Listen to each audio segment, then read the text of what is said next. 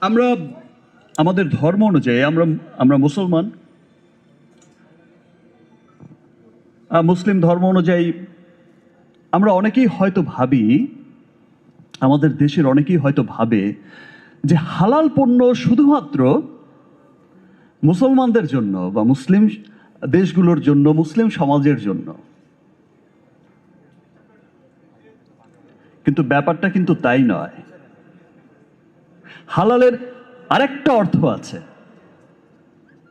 হালাল আরেকটা সবচেয়ে বড় অর্থ যেটা বহন করে সেটা হচ্ছে সমস্ত রকম, হালাল মানে হচ্ছে সমস্ত রকম ক্ষতিকারক উপাদান থেকে মুক্তি। যত রকম ক্ষতিকারক উপাদান আছে যেটা মানুষের জন্য অত্যন্ত ক্ষতিকারক, সেই সমস্ত রকম ক্ষতিকারক উপাদান থেকে মুক্তির আরেক নামই হচ্ছে হালাল।